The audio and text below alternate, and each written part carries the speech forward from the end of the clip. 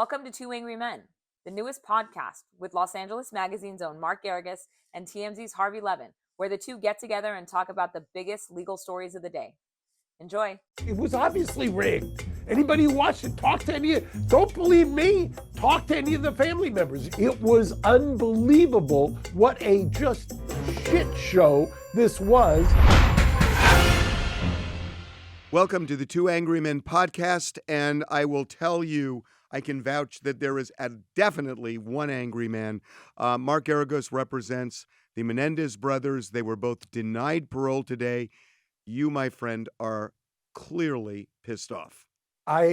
Today is one of the first times in our, I don't know how many episodes we've done, quite a few, where I really am angry, because this has got to be, I mean, I hate to call anything rigged. The best spin you can put on any of this is that, as I used to say about the DA's office, that the 90s were calling, they want their DA's office back. This is parole. The 90s have called, and they've already got the parole board back.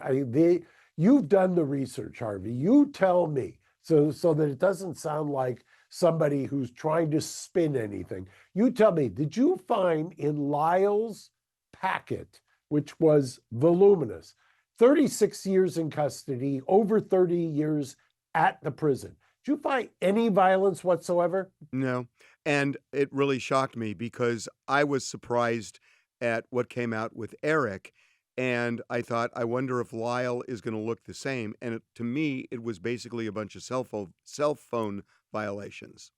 And by the way, there was actually, if you go back and read some of the recounting from they had a reporter, James Quealy from the LA Times. Quealy was the pool reporter, and Quealy reported out that one of the commissioners during Lyle's actually likened cell phone activity to cell phone usage to gang activity, which has got to be the height of hypocrisy. And talking about how it threatens correctional officers. Let me explain something to you as to how hypocritical and how outrageous this is. First of all, they have tablets, they've got phones, and they pay for minutes. I have to pay for get GTL. The only person who doesn't profit or gets impacted financially by cell phone usage in the prisons is the for-profit suppliers, number one. Number two, how do you think these cell phones get into the prisons? Do you think drones come by and drop them in? Or do you think guards smuggle them in and sell them to the inmates? I mean, is that what happened with Erik and Lyle? That's what happens with every cell phone in the prison system. They're all smuggled in by the correctional officers. What a joke this is. The idea that somehow this is threatening to them. The idea that a cell phone is going to be the reason that you're not going to, in this society, in this day and age of AI, where you're trying to talk about people coming out and having some kind of a transition. Mind you, the record is replete with Lyle, especially, that he would not fight back when he was attacked in prison. That was one of the reasons they segregated him. How unbelievably disingenuous it is. And by the way, let's go back to Erik's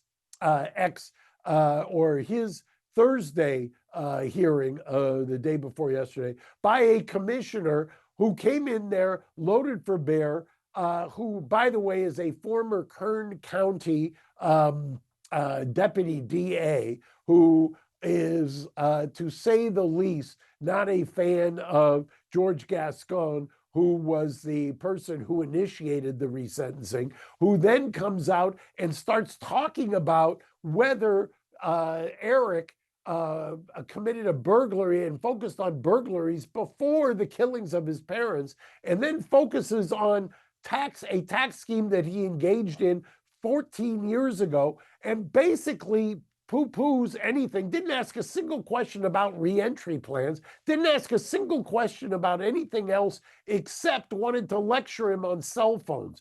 And then today you've got one, and the family members are confiding to me, they said these commissioners were so outrageously misinformed, were so out to lunch, were so disorganized that it was appalling to them as lay people, and didn't even want to hear, these people didn't even want to hear from all of the victims' family. All they want to talk about is cell phone usage and how that shows a criminal mindset. It's beyond belief to me. These guys have been in there for I don't know how many years, and that this is where we come to. Like shame on me for believing that there was going to be any equity in any of this. So when you say that to you it looked rigged, why? I mean, what was their motivation, do you think, in denying them parole if in fact you say they were good candidates for it? Why would it have been rigged? It was kabuki theater. Oh, yeah. Well, sorry. Why do you think, do you remember during the resentencing hearing, there was all kinds of shenanigans by the Board of Parole, all kinds of shenanigans, to the point where the judge during the resentencing hearing actually stood up on the bench and on the record said, this is just stupid because, and by the way, that was about as euphemistic as the judge could be, because the shenanigans that they were engaged in to try to insinuate themselves in the resentencing process were beyond the pale. And thank God we were in an actual courtroom where they didn't shut down the public from being able to see or hear we what should was back going it up on. and we should explain to people. My understanding, I think what you're talking about is somehow the judge got the documents from the parole board suggesting that they were not free from committing violence if they got out, essentially. They changed the risk assessment, Right. and they were mix matching risk assessments for resentencing. It was blatant. Once again, it reminds me of Nathan Hochman. He's not that stupid. When Nate Hochman says it's imperfect it's self-defense that they were claiming, he's not that stupid. This is a smart man who assumes that people who are listening are stupid. And his deputies were doing the same thing. In fact, they were reading from his script in the hearings.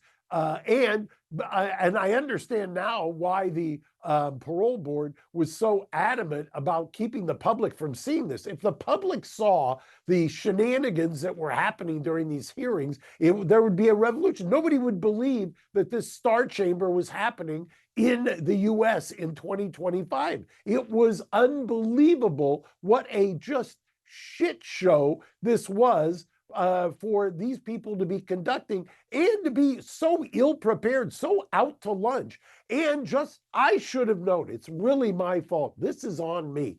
I knew back in May from the resentencing that this group was not ready for prime time, that they didn't know what they were doing. The left hand didn't know what the right hand was doing. The Board of Paroles was a utter shit show of proportions that I've never seen, to the point where a Superior Court judge stood up on the bench and just said they're stupid.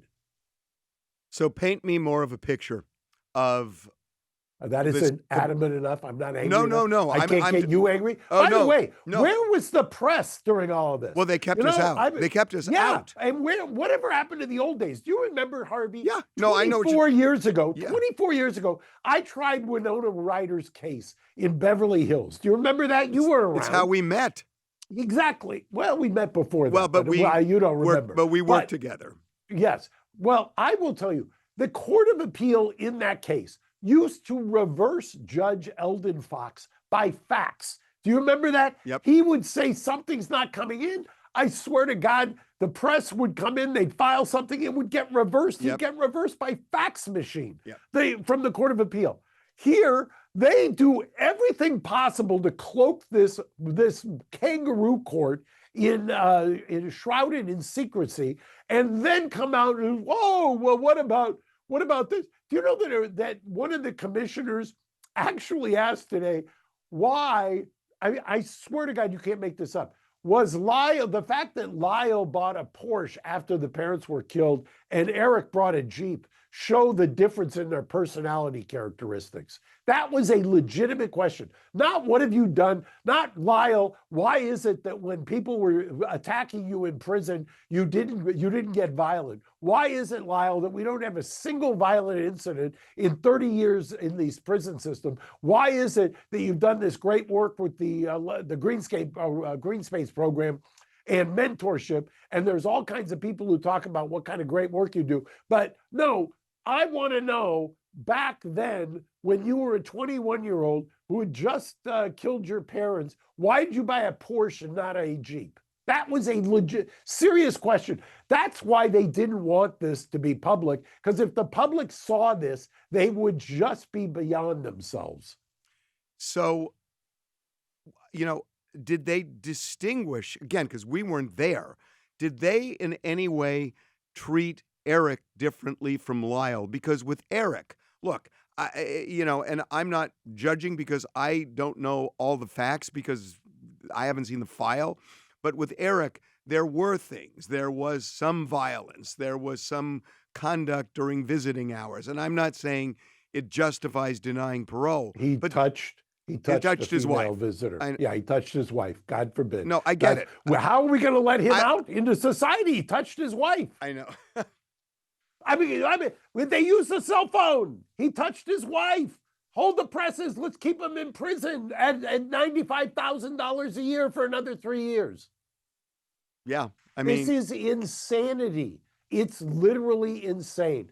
When you have an open court proceeding in which you can litigate facts, not nonsense, not 90s retread parole commissioners who were appointed by previous administrations who were scared to death that they were going to get labeled as anti-crime. Not that group of 90s Neanderthals. And by the way, did you see who issued a statement yesterday complimenting the clarity and the precision by the parole board? None other than Nathan Hochman, Neanderthal number one, 90s Neanderthal number one, praising the parole board. That in and of itself should be the kiss of death.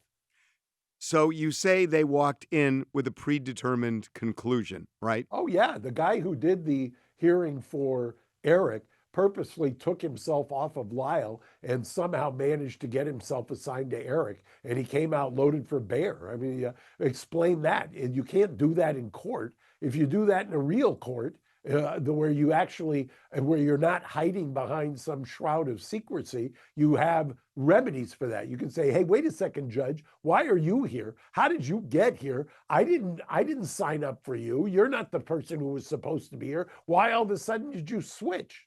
And therefore you're saying it was rigged.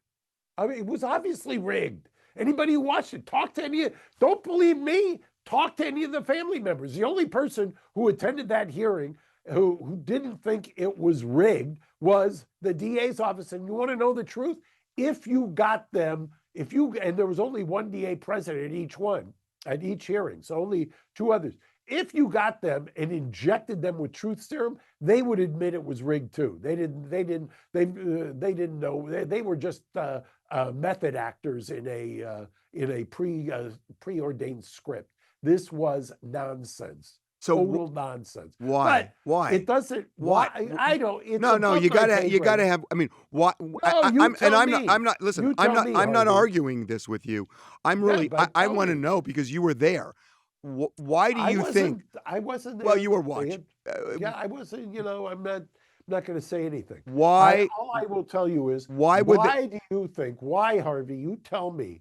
Why would an ex-Kern County deputy DA for 17 years, who gets appointed by Jerry Brown, who was notorious for not letting anybody out, and then is re-upped after that. Why would that guy all of a sudden get reassigned to Erik's and come out loaded for bear, not here, didn't ask one single question about his reentry plans, didn't ask a single thing, not a thing about, or didn't know the record, didn't know accurately what was being talked about, was basically, it was if he had watched the outtakes from the documentary combined with he had read the DA's screed, and that was his record. When you asked, when you push came to shove on any of this stuff, when and if they ever release a video or an audio, I should say,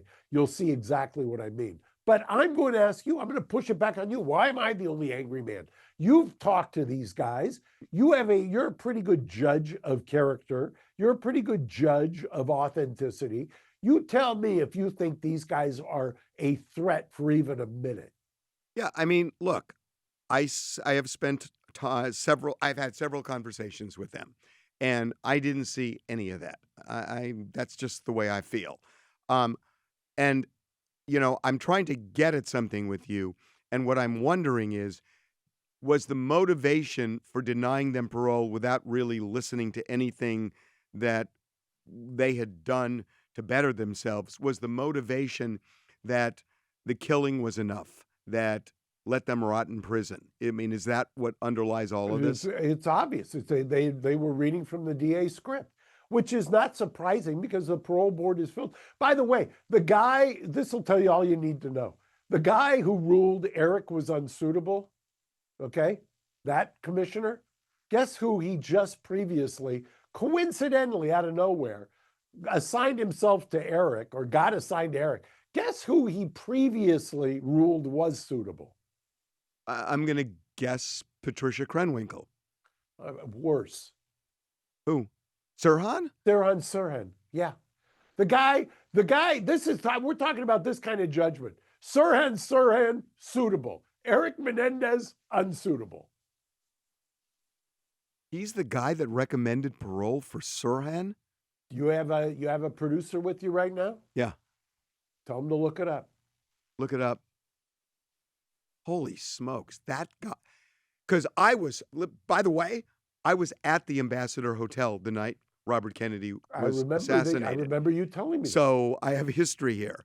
And he's the one that Sirhan, who did this was a political crime, somebody with passions about the Middle East, and God knows how he feels today. And he recommended parole for him and not. I just did my AI. Robert Barton is the parole commissioner who was on the panel that recommended Sirhan for parole August 27th, 2021. Barton noted Sirhan had made progress and was considered a changed man. But wait a minute. But you're right. I remember now. He denied that he shot Robert F. Kennedy. Correct. He completely changed during the course. He's a changed man with a changed memory. And the argument here was that Erik Menendez, because I know this from the notes, that Erik Menendez did not own up to the crime. Yeah, even though he has said every way, shape, or possible, admitted every detail to it, testified not in one trial, but 2 trials, and in the parole hearing, and every single one of his family members has testified not once, but twice, because after all, the DA's office, who is charged with representing victims, doesn't want to represent the victims here, but wants to vindicate some hypothetical theory of justice that they have never been able to articulate, except that Nathan Hochman wants to run for AG in 2026 and somehow thinks this is a politically expedient thing to do. So how are they reacting to all of this? I mean, you talked to Erik, I'm assuming last night. I'm assuming you did. How's he reacting to this? Look, how would you react to not well going in, preparing for months and months, for having freedom given to you in May, to getting a fair shot, to having a fair hearing, and then now have a DA who obviously co-opted the parole process, but when he was unsuccessful in trying to co-opt the court process? How would you feel? I'll just leave it at that. I know how I feel. That we're going to rename this episode "One Angry Man." Well, no, I believe me. I'm, you're in the middle of it, Mark. I'm kind of processing this idea that the same parole commissioner would recommend parole to a guy who denied he committed the crime that everybody knows he committed and he was convicted of committing, and Erik Menendez, who called it a generational crime, that it has affected generations of people in his family, and saying that something he will never forget or forgive himself for, that somehow you get the opposite results that you should. That's And shocking to me. what are the I agree. odds? I agree with you. Yeah. What are the odds that the centerpiece of their argument, they being the DA's office, the centerpiece of their argument, don't believe me, go read it, was Sirhan. Don't believe me, go watch the press conference by Nathan Hochman, Sirhan. If we're playing a drinking game, and neither of us drink, but if we were, you would be drunk by the number of times that Nathan Hochman mentioned Sirhan. And lo and behold, the same commissioner who recommends Sirhan suitable finds Erik Menendez unsuitable. So wait a minute. Why would now that you say that, why are you saying Nathan Hochman invoked Sirhan if Sirhan in many ways on the surface worked against Nathan Hochman? Because the argument would be back then when he did it a few months ago, hey, if the parole board's going to recommend parole for Sirhan, they're certainly going to recommend it for Erik and Lyle. So why would he invoke Sirhan's name? Because on the surface, it would seem to work against him. Yeah, well, I mean, you're playing, this is all a political gamesmanship. That's all it is. I mean, if you play chess as opposed to checkers, it makes perfect sense. Who's the biggest dupe? Who's going to be the biggest dupe? Some guy who thinks that Sirhan is suitable? That guy, talk about going whichever way the wind blows. So, unless I'm wrong, and I have a feeling we're aligned on this because we've talked about it a lot, Gavin Newsom wanted to grant clemency to Erik and Lyle. And I think he made that as clear as he could on his various podcasts, including the one with Ryan Murphy. And I don't see that there's any calculation where he would grant them clemency over this recommendation, even if he looks at it and says it's bogus, just because he's a political animal. He doesn't have the cover of the parole board now. Do you see any path? I do, actually, because I'll tell you, if I was sitting there, put aside that I represent them, put aside that I know and have intimate firsthand knowledge as to the system, put all of that aside. If I'm Gavin Newsom and I know that this guy was so diametrically opposed to reality to recommend Sirhan is suitable, then I've already got a track record. How can I believe anything that comes out of this guy's mouth? And therefore, I'm not going to believe that that his recommendation that Erik is unsuitable. I'm going to do the opposite. That's my calculation. Right, but you're not running for president, and Gavin Newsom is. So yeah, but you want to know something? I know that you take the TMZ polls, but you and I have discussed this. A TMZ poll is populated by it's not scientific. I don't want to trash anybody because we're presented by TMZ and LA Mag. But those polls are not scientific.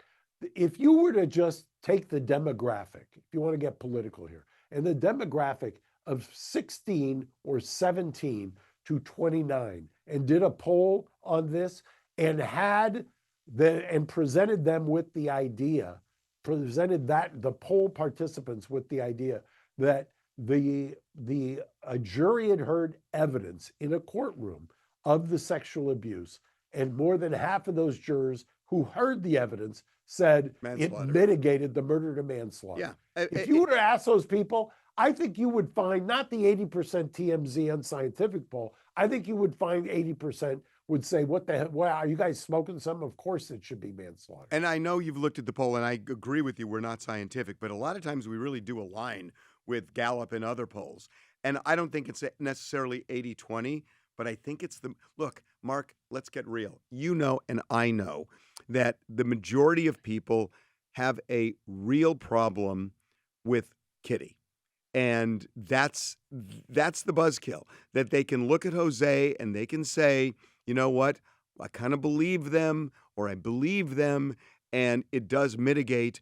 Kitty is the problem for a lot of people. And that's why when Gavin Newsom's looking at it, he's going to say, I don't have this cover anymore. I wanted to do it, but if I go against the parole board and know what the public feels and know about Kitty and know about this whole thing going on with Trump right now and crime, and I let them out, I'm going to get skewered. Well, and all I'll say about Kitty is anybody, and I'm not saying you, but I run into that all the time. It's a first cousin of how do you sleep at night if you know your client's guilty? And my response is, I sleep fine. It's when my client's innocent that I lose sleep. And what I say to Kitty, which is the next generations, is if Kitty's older sister, who was both her older sister and almost a matriarchal figure, if her older sister Joan is beseeching the governor, the DA, and the prosecutors and the parole board, if she's testifying, I want them out, and my sister should have done more, then who are we and who is somebody else to sit and judge in that? There isn't anybody. As I often say to jurors, if you tell me that you have no issues, I've got issues, Harvey, you've got issues, everybody's got issues. If you tell me there is no family that has or that doesn't have any issues, then I call bullshit on that, number one. And number two, what I would tell you, it's their family to work it out. Their family, they've spent 36 years. These guys, when they had no hope, made the right choice, and their family is unified behind them. And if you believe that Marsy's Law in California is the Victims' Bill of Rights and not just a proxy for a prosecutor to do whatever the hell they want, which is what has happened here, because there is no right or person that they're vindicating. There is no interest that they're vindicating. If you believe that, then who are you to substitute your judgment for the unified 22 members of that family? Right? Okay, fair enough. Fair. Do you think Gavin Newsom has the balls to do what you're saying? You know what? A year ago, 5 years ago, 10 years ago, I was just discussing this with somebody on a different subject about Gavin. Did I think so? No. Do I think so now? I think this will be a great test. I think so. And so if I'm wrong, I'm wrong. But I think so. I'm not relying on it. I'm going back to court, because the only place that has not been, thank God for the courts. I mean, I'm a failed priest or priest wannabe. I'll go worship at the altar of the courts. So what do you do in court now? You've already we've got the habeas is live. So I'm hoping to get my evidentiary hearing on the habeas, and we also will have a habeas on the parole. I don't understand that. I don't understand that. You can appeal the parole hearing? Correct. And what did they look at? Abuse of discretion? Oh, there's all kinds of things that were. I mean, the two hearings were a template for the violation of due process. It's actually a throwback to people who do this work. It's a throwback to what was called the pre-Lawrence world, and Lawrence was a case, and this is a template for it. And they really, it's almost as if there's institutional amnesia, because most of these people who conduct these hearings now exist in a post-Lawrence world. They don't understand the pre-Lawrence standards and the pre-Lawrence kind of protocol that you had to go through, and they've almost forgotten it. I've seen this in so many areas of the law where, for instance, I'll give you an example, Harvey. You know how sentencing guidelines at one point, you and I are old enough to remember, in the federal system, they used to be required, mandatory. You had to, a federal judge lost his discretion, had to do it. Then that was relaxed. Now they're advisory. You just have to basically do the calculation so that you get advice, so that there's no disparity. Well, it's interesting to me that people who don't remember when they were mandatory will make some of the errors that people who remember when they were mandatory would not make. And the same thing is true in the parole context. So if a judge were to set aside the parole decision based on some sort of abuse of discretion, wouldn't it just go back to the parole board? Arguably, I think there's other avenues here. So I'm not going to reveal I'm not going to give the DA any extra time to do their homework. I will just tell you it's not over by a long shot. When does it go to Newsom? Already there. I mean, arguably, there's a protocol they have to go through in terms of transmission and stuff, but it's less than 120 days. So you're not giving up. Oh, are you kidding? No, sorry. That simple, huh? Oh, it's that simple. Not only not just giving up. This is just they lit a fire. I mean, I had kind of gotten somewhat complacent, thinking that if you had any neurons firing, that this was a slam dunk. You know, I will tell you, just closing here. I talked to Suge Knight today, and Suge is in the same facility as Erik and Lyle. And, you know, before the die was cast here, he was telling me the same thing. He said, it is a brutal place to be.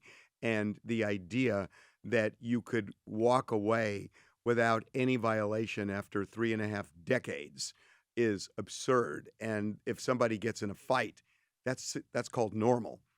And, you know, the It's fact exactly that, right. right. It's yeah. right. Yeah. I mean, it's just, you know, you can sit and in the comfort of your own home and you sleep in your own bed and go to your gym and go to a nice restaurant.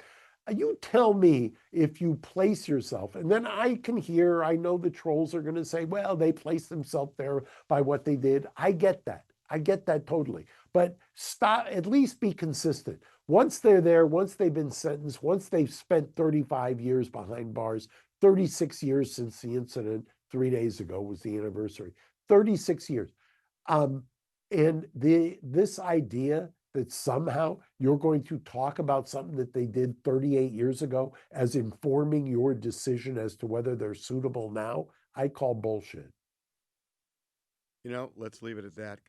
Mark, I got to say, I'm with you on the cell phone thing, and I didn't hear anything that was so, you know, alarming that they have done in those 35 years that you would say, oh my God, they're going to go out and do this thing again. Again, can I end on one example? Cell phone things? Yeah, please. The guy Barton yesterday talked about the fact that Erik had used heroin while in prison as disqualifying more than 20 years ago. Guess who else readily and proudly admits that he used heroin and is now serving in the cabinet? Oh, that's right. Guess, and coincidentally, whose father was assassinated by Sirhan Sirhan. It's absolutely true. Yeah, let's leave it at that. Hypocrisy writ large. Wow. Okay, Mark, we know you're going to keep up the fight. Thanks, Harvey. See you next week. Okay.